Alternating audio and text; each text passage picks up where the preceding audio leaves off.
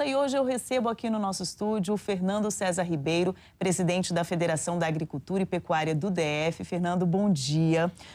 O ano praticamente já terminou, né? E é bom a gente fazer um balanço do que foi 2023 para os produtores rurais aqui do Distrito Federal. Qual o balanço da federação?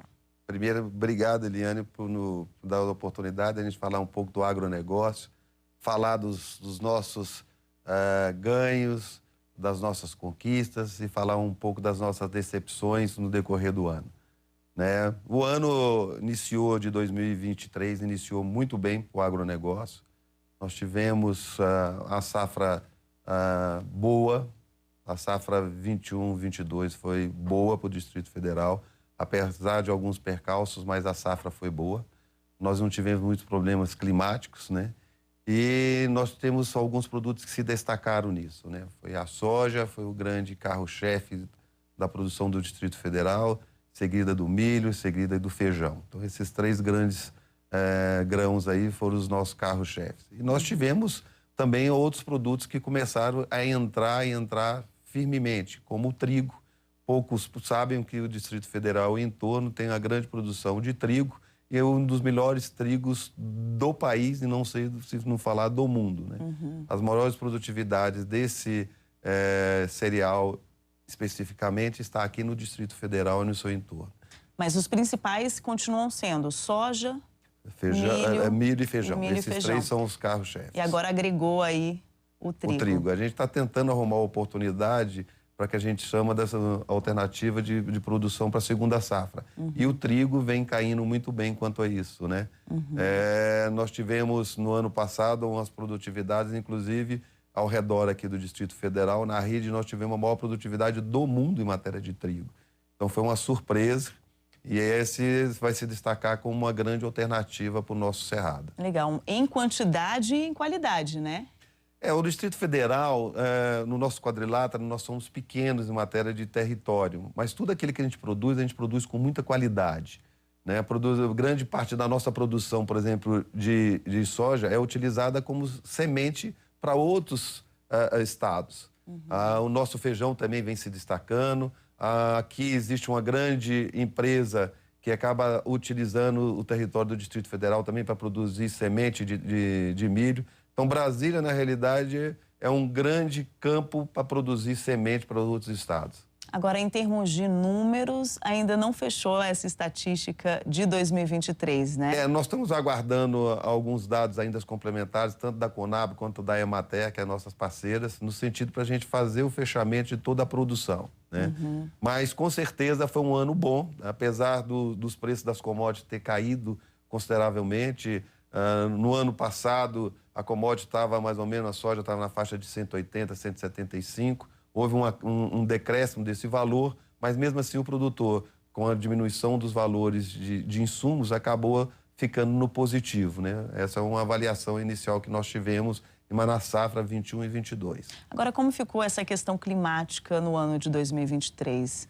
O produtor foi afetado diretamente, né? Na realidade, o processo do El Niño se iniciou mais ou menos em agosto. Então, a gente vai ver esse reflexo do El Niño na safra 23-24. Então, a gente já tem produzindo, alguns produtores começaram o plantio, na realidade, onde alguns produtos já finalizaram esse plantio, mas a gente vê que o El Niño influenciou em muito essa produção, né? A gente já está começando a ver algumas perdas de produtividade na ordem de 20%, 25%, em algumas, principalmente na soja.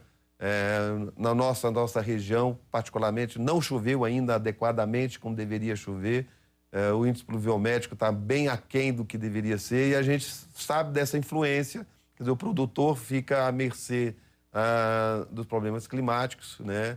E a gente vai verificar essa influência na safra que vai ser colhida no ano que vem. Mas já dá para ver essa previsão, para ter essa previsão, né? Realmente foi um ano atípico, com muita seca aqui no Distrito Federal, né? Muito. A gente vê casos aí que o Distrito Federal ficou, sei lá, 180 dias sem cair uma gota d'água.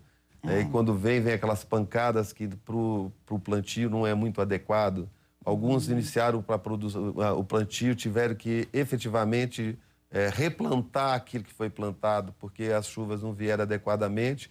A planta nasceu, mas não nasceu com a quantidade pluviométrica que deveria ser. Ela não teve o crescimento adequado e para você não perder a produtividade muito, você teve que replantar isso. Então, em matéria de custo de produção para esse ano para o produtor, vai ser um pouquinho mais elevado. Foi puxado principalmente para o pequeno e médio produtores, né? Agora, em relação à pecuária, qual foi o destaque do Distrito Federal no ano de 2023? Na realidade, da pecuária, nós vimos a avicultura. A avicultura, no Distrito Federal, deve representar entre 65% e 70% da pecuária do Distrito Federal. Nós temos duas integradoras aqui, né? A Seara e a Pluma. A Pluma mais especializada na área de produção de ovos férteis e a Seara na produção de frango.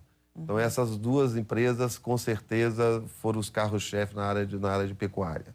Agora, bovinocultura aqui no Distrito Federal, como está? Ainda estamos caminhando. Nós temos as dificuldades, todos os produtores de leite aqui do país como um todo estão sofrendo muito com a redução dos preços. O Distrito Federal vem perdendo a cada ano produtores de leite, então o nosso rebanho tem diminuído. Nós aqui temos praticamente 2 grandes produtores, o resto são pequenos, e esses pequenos efetivamente não têm aguentado o custo da elevação do custo de produção, a elevação do custo de produção e, por outro lado, a redução do preço final do leite. Então, a gente vê que a produção de pecuária de leite está apanhando muito. Por outro lado, a pecuária de corte, nós temos aqui um pequeno rebanho, né? A gente se destaca mais na produção de produtos de elite. Nós temos aqui para fazendas que dão a produção de genética na área de Wagyu, na área de Guzerá, na área de Nelore. Então, Brasília é mais especializada na produção de genética e não mais de produção para consumidores. Para corte, né? E tudo mais. E para o ano de 2024, qual a expectativa? A esperança? A gente vê, que eu comentei com você inicialmente, o reflexo que pode ter o El Niño na produção de grãos, né? Nós temos, se a gente atrasa muito a produção da soja, que é o de safra, que é a primeira safra, a gente, por outro lado, influencia na produção da safrinha, que seria, teoricamente, o milho ou o trigo. Então, essas duas estão conjugadas e a gente viu que houve um atraso, houve o replantio de soja. Esse pode dificultar ainda a produção da safrinha. E a gente ainda tem a incógnita do clima, né? A gente sabe que El Niño vai até final de março, e de março em diante a gente não sabe como vai comportar o clima, pelo menos as previsões ainda não estão muito adequadas. Se vai chover ou não vai chover. Se efetivamente não tiver chuva, a safrinha vai se comprometer e muito. Talvez a gente tenha uma dificuldade de produção de milho. E isso não é só em Brasília. O clima como um todo está influenciando a produção do Brasil como um todo.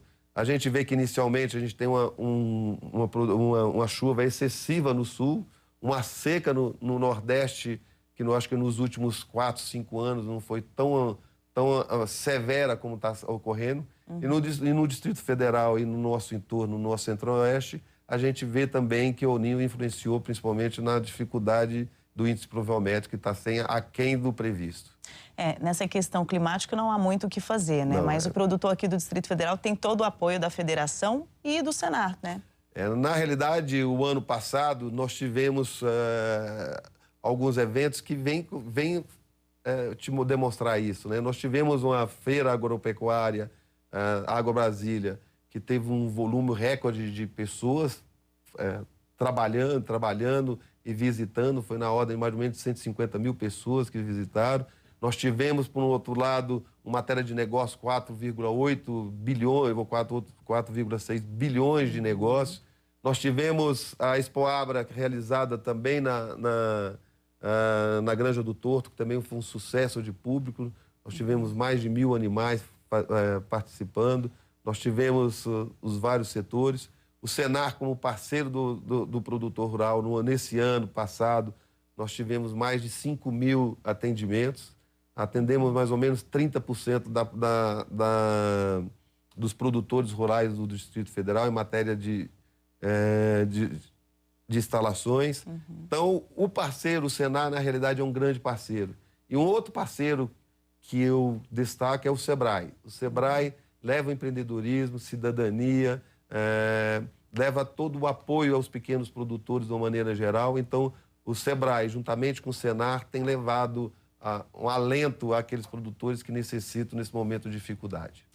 Muito obrigada pela sua participação. Boas festas para o senhor, viu? Eu que agradeço. E eu aproveito a oportunidade a desejar a todos umas boas festas, Feliz Natal, Feliz Ano Novo a todos. Muito obrigada. Obrigado.